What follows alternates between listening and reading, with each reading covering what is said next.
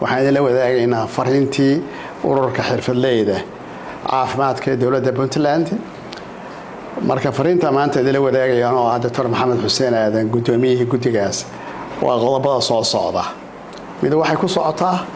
xirfadleyda caafimaadka waxaan idin la socodsiinaynaa idinka dadweynaha inay si dardar leh u socoto isqoridii xirfadleyda marka arintaas qaybta aad ka leedihiin oo inaad keentaan oo waraaqihiina keentaan oo isqortaan inaad samaysaan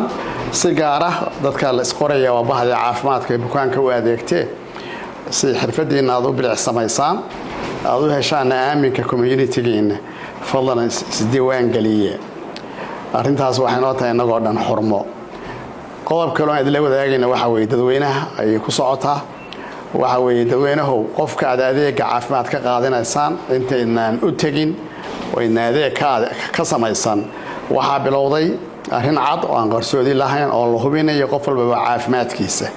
marka qofna caafimaad inuu yahay xirfad yaqaankii saxda ahayd waxaan idin ka codsanaynaa inayna adeeg caafimaadna u doonaan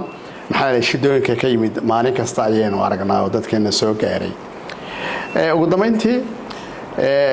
hawsha aan wadno waa hawl caafimaad waxa jananka saraakiilka caawiya waa takhaatiirta hadda hawshaan bilownay oo waan ku soconno inaan qorro dadka publica ka shaqeeya baan ku bilownay fadlan wali inaad dib soo haysaan baan aragnay sababta ma garan karo waxa weeye meel ay geeli waaweynaa ka durdurinaya qaankii maxay sameynayaan waxa layna ka rabaa inagoo aan dadka u noqono modelka ay raacayeen oo qof walba laga arkay media isagoo registrationkiisa iyo shahaadadiisa iyo badge-kiisa qaatay inuu banaanka soo istaago ururka BMA-da gudoomiyaheeda secretary-geeda waxaan ka codsanaynaa fariintan ay la wadaagaan memberska xubnaha ka guddigaas oo dhammaan takhaatiirta ka shaqeysa Puntland qofkii ku jira xirfadda iyo kii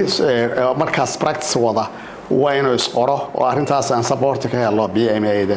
waxaan idin hesheenayaa shaqo wanaagsan iyo arintan waxtarka inoo ah qof walba kaalintu ka leeyahay sidii saxda ah inuu qaato waa arin waqtiyeysan waqtiga hal la ilaaliyo